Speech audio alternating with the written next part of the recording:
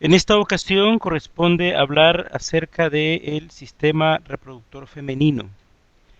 Este es un tema muy interesante y muy extenso, de manera que este video abordará los principales aspectos morfológicos y dentro de la morfología los aspectos histológicos.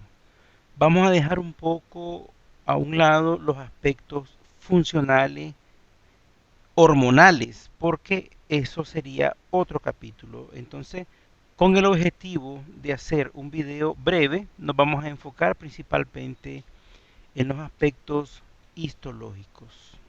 Bien, comenzamos. Haremos un breve repaso anatómico de las estructuras que vamos a estudiar. Nos vamos a enfocar principalmente en los órganos genitales femeninos internos.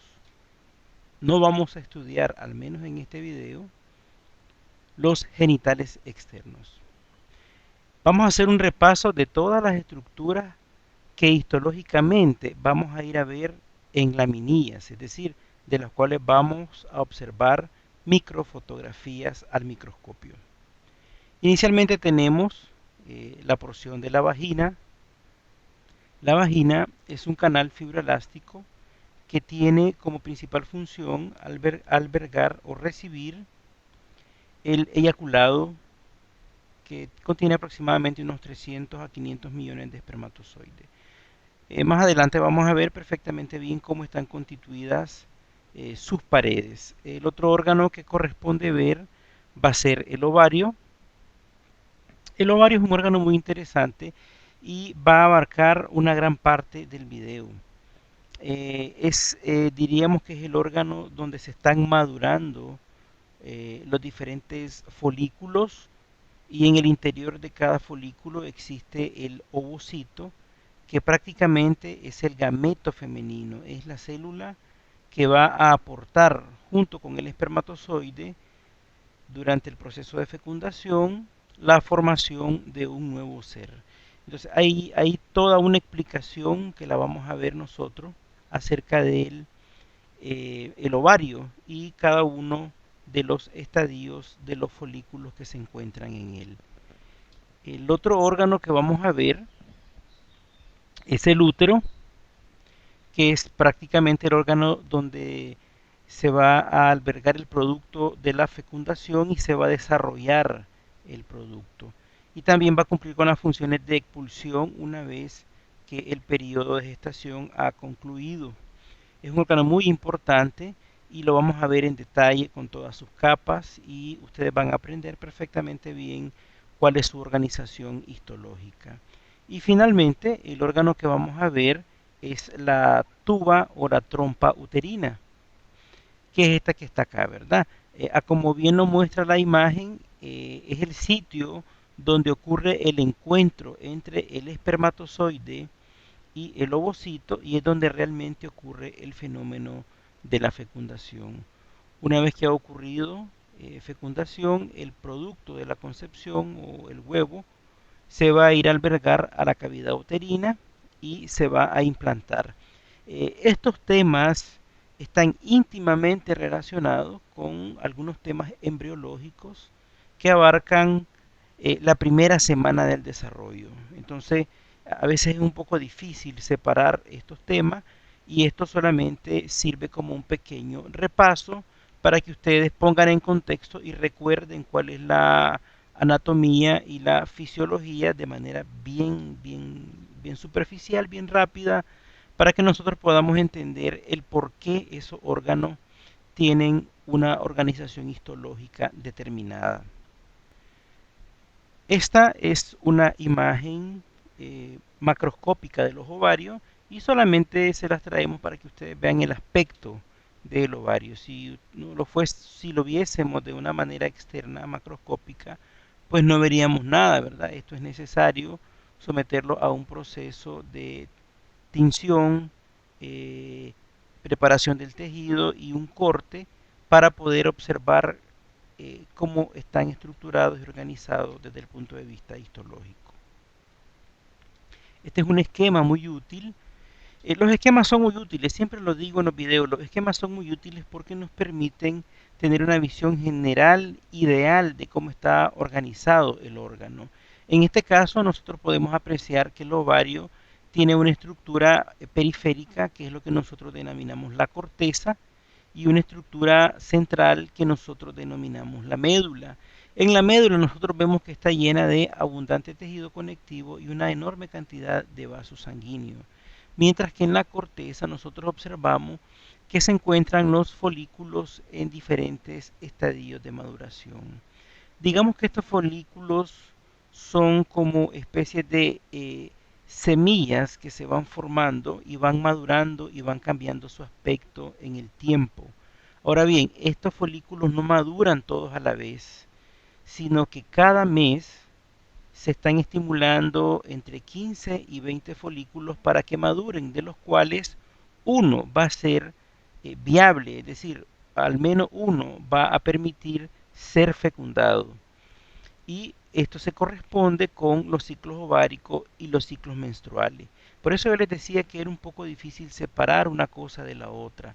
Lo que nos interesa ahorita es que ustedes sepan que este es un órgano donde vamos a encontrar estructura en diferentes estadios de maduración que aparentan ser diferentes estructuras que no tienen nada que ver una con otra, pero es la misma estructura que la vamos a ver en diferentes estadios. Esto es como que nosotros miremos a un grupo muy grande de personas, muy grande, a un conglomerado de personas muy grande. Pues ahí vamos a encontrar desde ancianos hasta niños de brazos, ¿verdad? Y así, algo así sucede con el ovario. Entonces el objetivo del estudio del ovario es observar a estos folículos y sus características histológicas para poder clasificar en qué momento de su desarrollo se encuentran y obviamente cuál es la relación con su función, cuál es la relación con la ovulación y cuál es su relación con la gestación si acaso llegara a ocurrir. Algunas características bien generales de los folículos ováricos, aunque esto lo vamos a ver con las imágenes. Esta imagen eso es solo para que ustedes la pausen, lean bien las características de los folículos que nosotros vamos a describir con las diferentes imágenes. Esta es una ayuda visual únicamente para aquellas personas que les gusta leer y que les gusta memorizar a través de las letras.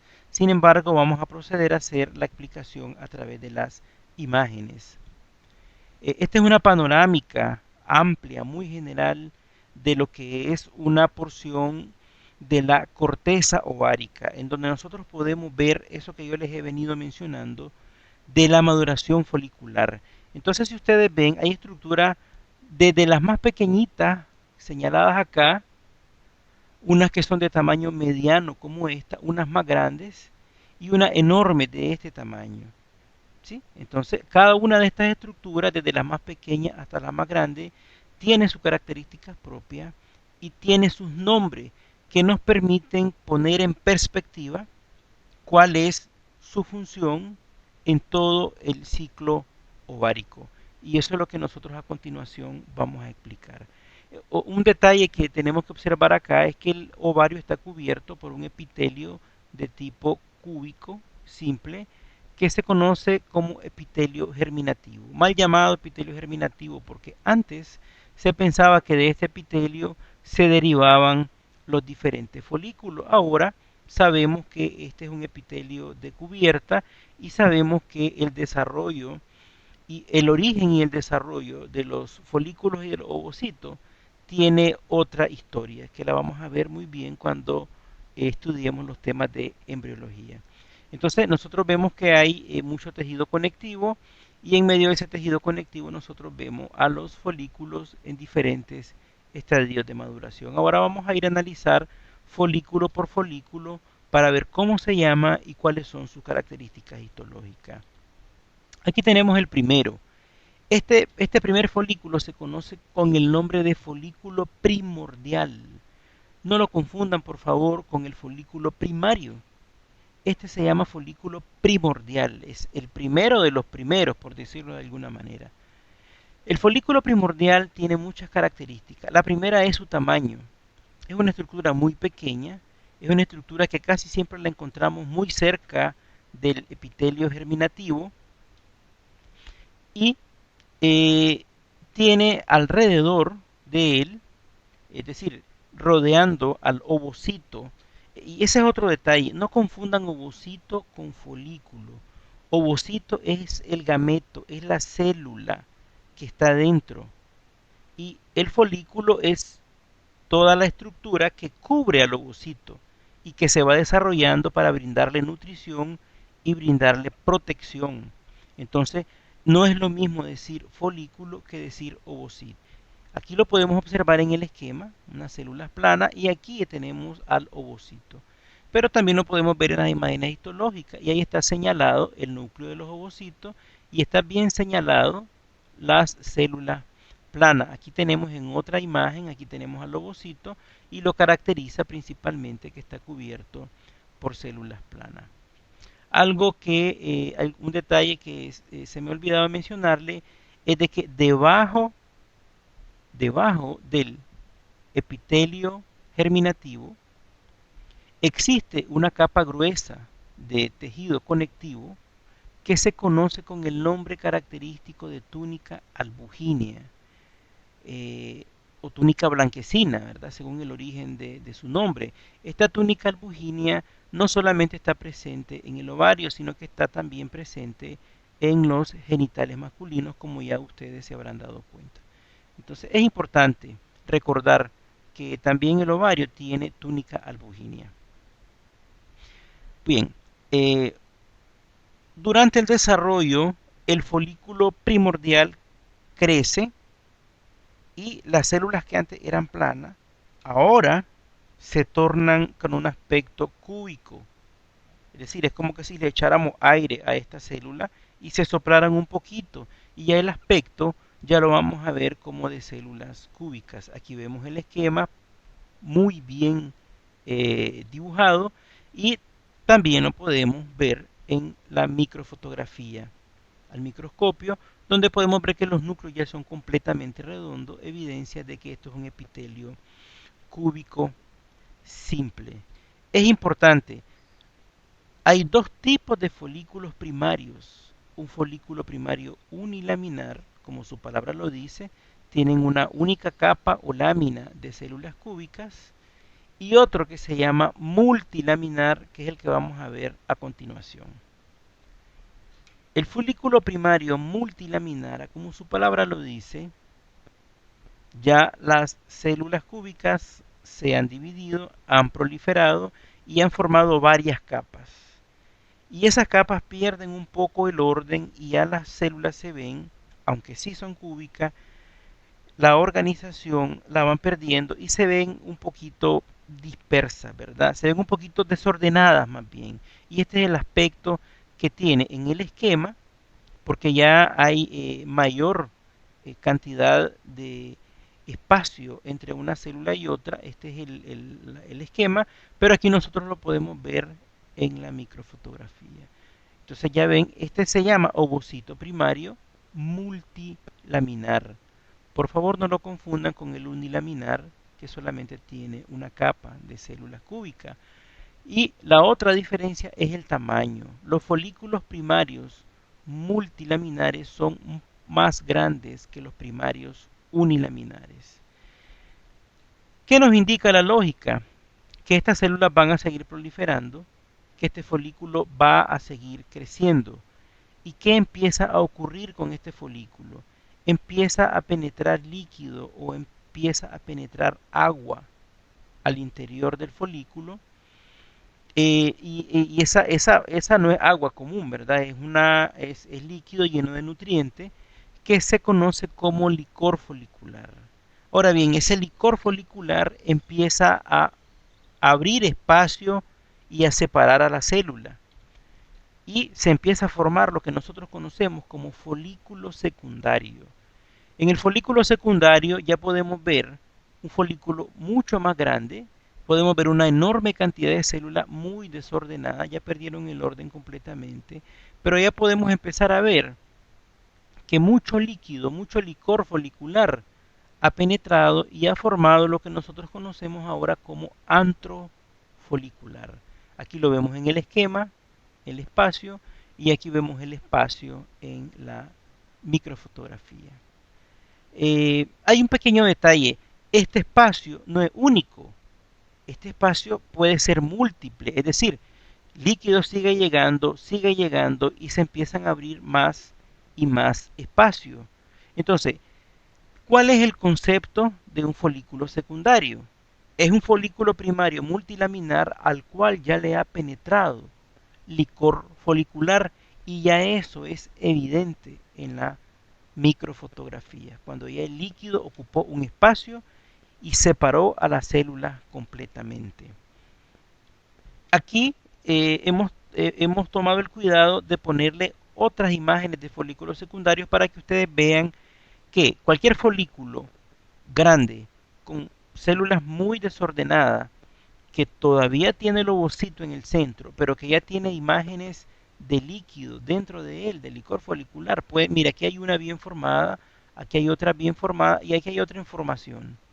Esto es un folículo secundario.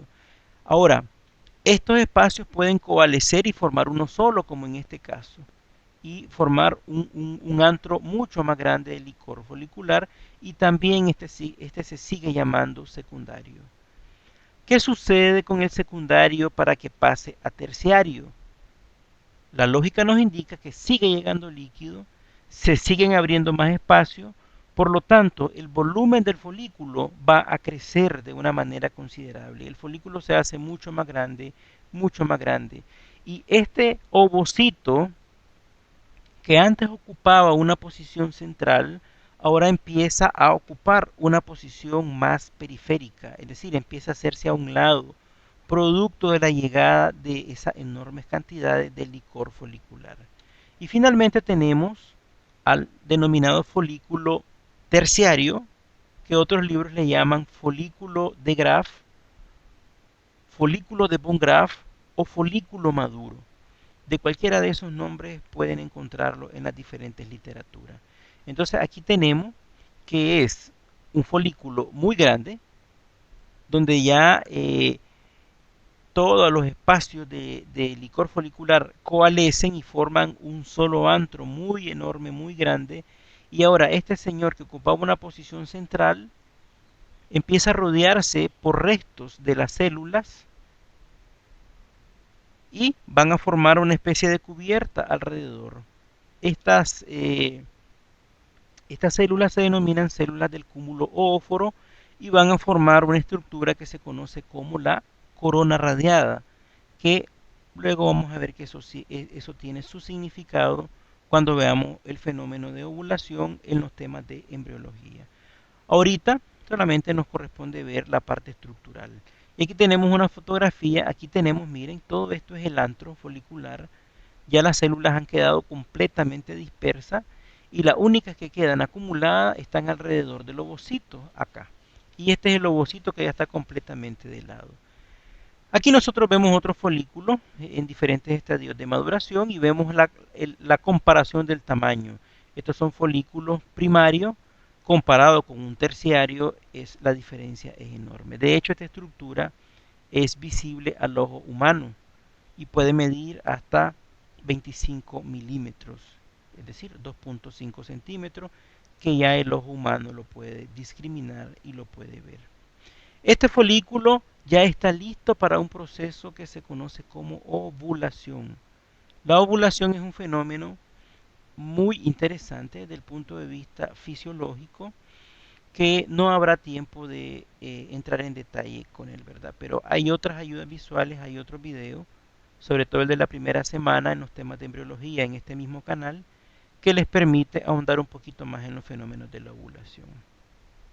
Esta es otra imagen tomada de otro libro de un folículo, aquí le llaman folículo terciario o folículo de Graf, y las imágenes las ya conocidas, ¿verdad? Un antro enorme, único, el tamaño muy grande, con las células del cúmulo óforo formando la futura corona radiada y el ovocito totalmente dispuesto en uno de los extremos del folículo. Solamente mencionamos rápidamente que este folículo maduro, producto de una serie de fenómenos, se va a romper y producto de la ruptura de este folículo se va a liberar el ovocito, va a ser retomado por la tuba uterina y va listo de camino para ser fecundado por algún espermatozoide que por ahí lo ande buscando. Mayores detalles se van a ver en otras ayudas visuales acerca de la fecundación. Una vez que el folículo se ha roto y ha expulsado al ovocito, los restos del folículo empiezan a colapsar porque obviamente el líquido ha salido de él y sus paredes empiezan a colapsar, pero no desaparece de inmediato, sino que estas células se reorganizan y forman una estructura que se conoce como cuerpo lúteo o cuerpo amarillo, porque se torna de un color amarillento por un pigmento amarillento y por eso el nombre. Esto se convierte en una glándula endocrina temporal porque empieza a producir enormes cantidades de progesterona que son necesarias para facilitar los procesos de implantación y desarrollo del producto en el caso de que hubiese fecundación. O sea que este es un órgano temporal que dura aproximadamente unos 15 días. Si a los 15 días no hay fecundación, él involuciona y desaparece.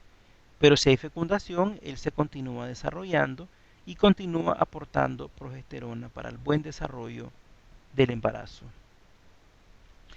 Esta es una imagen de los folículos atrésicos y la traemos acá porque es bastante común verlas en los microscopios y a veces andan preguntando de qué son estas estructuras. Miren, la historia de esta estructura es muy simple. ¿Se acuerdan que yo les dije que se maduraban o se estimulaban como 15 a 20 folículos cada mes en la mujer? Pues bien, de esos 15 a 20 solamente uno madura completamente. ¿Qué pasa con los otros 14 o 19 que no maduraron? Involucionan, se quedan a mitad de camino, se marchita el ovocito, por decirlo de alguna manera, se reabsorbe su contenido, se desordenan las células y nosotros vemos un folículo en el cual ya no hay un ovocito dentro, sino que lo que hay es un cúmulo de células muy desordenadas. Y es exactamente lo que nosotros estamos viendo aquí, los denominados folículos atrésicos. Ahora estudiemos un poco acerca de las trompas uterinas. Esto es solamente para que recordemos de manera muy rápida las porciones anatómicas que tiene, ¿verdad? El infundíbulo con la denominada fimbria. Estas fimbrias son las que se mueven para capturar el ovocito durante la ovulación y para conducir al ovocito en todo este trayecto.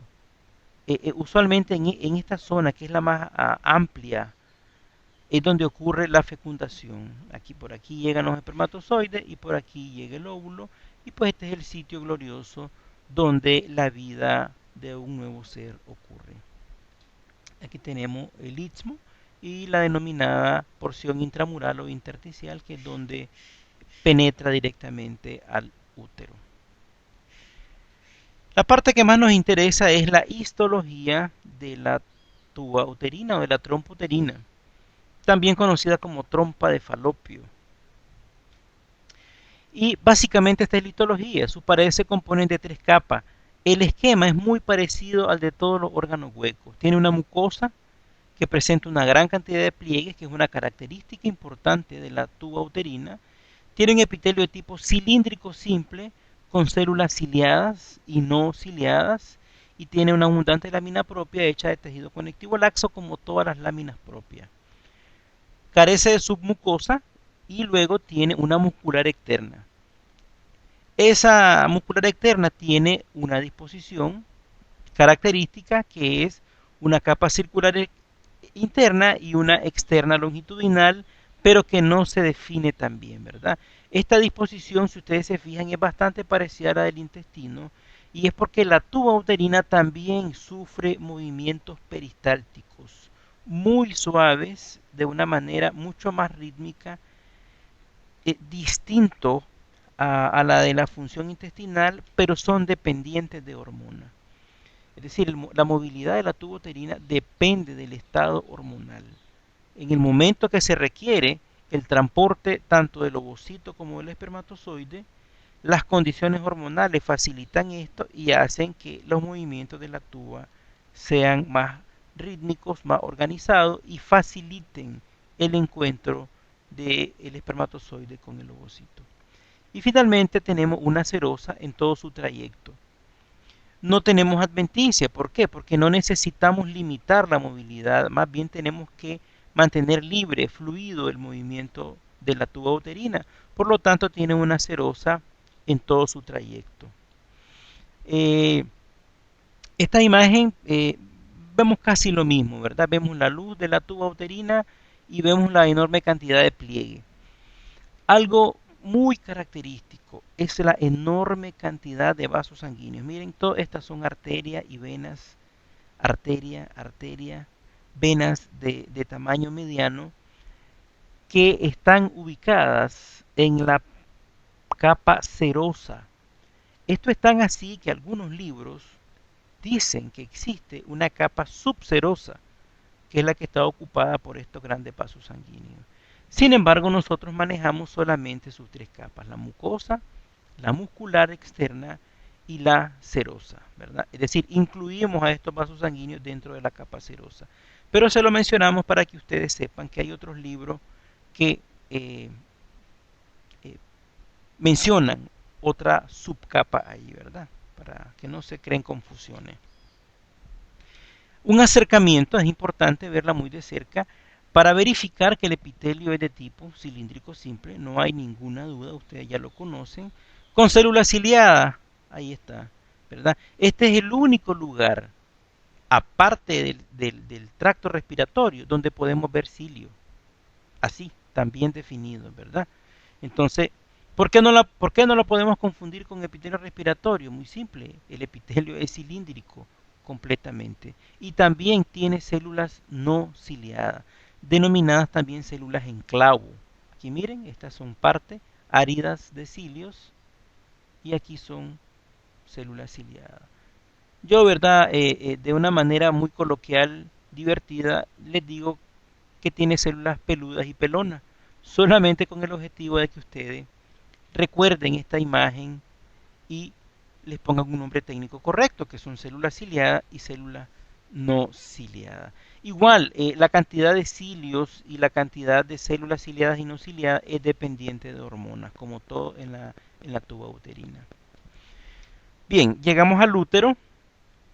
El útero básicamente tiene tres capas que pudieran corresponderse con una mucosa, una muscular y una seroso-adventicia, pero que aquí toman nombres muy especiales.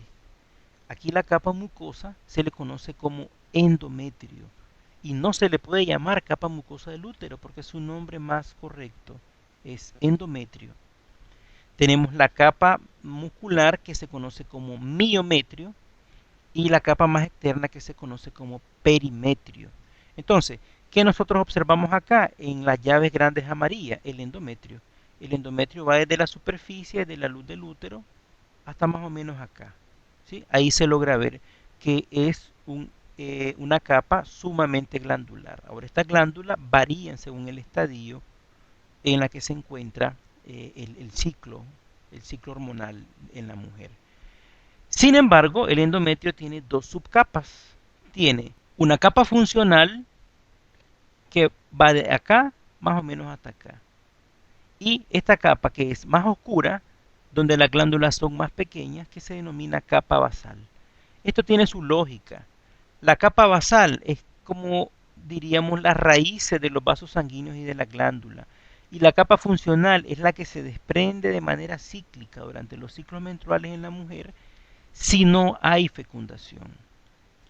Si hay fecundación, la capa basal sigue proliferando y sigue creciendo. Si no hay fecundación, esta capa funcional se desprende con todos sus vasos sanguíneos y es lo que se conoce como flujo menstrual, que está formado de todos los detritos celulares de la capa endometrial y cantidades de pequeñas a moderadas de tejido sanguíneo y vasos sanguíneos. Entonces la capa funcional es la que se desprende, pero como necesitamos estar regenerando de manera cíclica esta capa basal nunca se pierde, sino que siempre se conserva. Y a partir de esta capa basal es que empieza a proliferar el tejido para un nuevo ciclo. Y aquí nosotros tenemos el miometrio. No se logra ver bien clara la disposición del músculo liso, pero esta es la capa del miometrio. Eh, con respecto a la capa más externa o el perimetrio, tiene una serosa o una adventicia. Y aquí quiero explicar en qué lugar hay serosa y por qué, en qué lugar hay adventicia y por qué. Si ustedes se recuerdan la posición anatómica del útero, este está en anteversión descansando sobre la vejiga urinaria. Pues bien, en el sitio donde descansa y se recuesta sobre la vejiga, ahí necesitamos que la estructura esté fija. Por lo tanto, en esta porción tiene una adventicia. Sin embargo, tenemos una porción, que es la porción posterior del útero, donde está directamente relacionada con la cavidad abdominal. Aquí está en íntima relación con todas las vísceras abdominales. De manera que necesitamos movilidad. Necesitamos que tanto las vísceras abdominales como el útero tenga movilidad y no haya un roce, sino que haya un movimiento suave de una estructura sobre otra. Por lo tanto, en toda esta parte ella tiene, él tiene, el útero tiene una serosa. Entonces, serosa en esta porción para que pueda tener movilidad, adventicia en esta parte para que tenga una fijación a la vejiga urinaria y pues el útero tenga estabilidad dentro de la cavidad pélvica. Este es un útero. Aquí sí se logra ver perfectamente bien en esta microfotografía la disposición de las fibras de músculo liso. Y aquí se logra ver el endometrio. Si ustedes se fijan, las glándulas que se forman en el endometrio son rectas.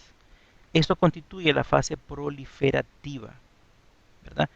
Las fases proliferativa y secretora las van a tener que ir a profundizar en el libro porque no quiero que este video sea demasiado extenso. Todo esto tiene su lógica dependiente de hormona. En este momento el útero se está regenerando y está reponiéndose y está recuperando de nuevo su grosor, por lo tanto las glándulas son de tipo recta. En esta otra imagen, que es la segunda fase del ciclo endometrial, está en fase secretoria, bajo el influjo de la progesterona. De manera que ya, si ustedes se fijan, las glándulas ya no son rectas, sino que son bien tortuosas, porque están llenas de glucógeno, están llenas de material nutritivo, y esta es una fase que ocurre después de la ovulación. De manera que esta es la imagen típica del útero que está esperando la llegada del producto de la concepción. ¿Sí? Y por eso es el aspecto con glándulas tortuosas denominadas glándulas en serrucho y tiene su lógica funcional. Si ustedes quisieran profundizar un poquito más en esto, les recomiendo que vean el video de la primera semana del desarrollo en embriología que está en esta misma colección, en este mismo canal en la colección de videos de embriología. Este es el miometrio, solamente para que veamos la disposición de sus tres capas. Longitudinal interna, que la vemos por acá. Miren la disposición, cómo está las fibras bastante longitudinales. Una circular media, vean cómo los cortes son transversales, estos son arterias. Y vean otra longitudinal externa, cuya disposición vuelve a ser muy parecida a la de la primera capa. Y aquí tenemos las dos longitudinales externas e internas y en medio la circular media. Luego vamos a estudiar un poquito la vagina. La vagina, como les mencionaba, es un canal fibroelástico que tiene un epitelio que soporta fricción por sus funciones. Por lo tanto, es un epitelio estratificado. ¿De qué tipo? Plano estratificado, no queratinizado. No necesitamos queratina en la vagina. Entonces, aquí nosotros lo podemos ver perfectamente bien con sus células planas en la superficie y con muchos estratos. Este es el típico epitelio plano estratificado sin queratina. Inmediatamente tenemos una lámina propia muy abundante donde hay muchísimo tejido fibroelástico. Carece de submucosa y carece de glándula. Es un detalle muy importante. La vagina carece de glándula y su lubricación depende de las glándulas presentes sobre todo en el cuello del útero. Y aquí tenemos que inicia ya la capa de músculo, que la capa de músculo liso es muy mal definida, es decir, todas sus fibras están muy bien entrelazadas y no se define muy claramente la disposición de este músculo liso. Y en la parte más externa hay una adventicia muy gruesa, que principalmente está hecha de tejido fibroelástico, ¿verdad? Entonces todo esto permite las funciones específicas que cumple la vagina, que constituyen el albergar al órgano de la copulación masculino y haya expulsión seminal y se logre dar la concepción, ¿verdad? Que al final esa es la función biológica que cumplen los órganos. Esto ha sido el video, espero que les sea de utilidad. Recuerde que son elementos básicos lo que hemos dado y nos hemos enfatizado principalmente en los aspectos histológicos. Hay mucha parte funcional. También hay ayudas visuales en este mismo canal para poder profundizar en esto, pero lo más recomendable es siempre estudiar con su libro a la par y todos los aspectos que vayamos mencionando, irlos contrastando con su libro y ir fortaleciendo sus técnicas de aprendizaje. Les deseo lo mejor, estudien, que es la recomendación que siempre les damos, y hasta el próximo video.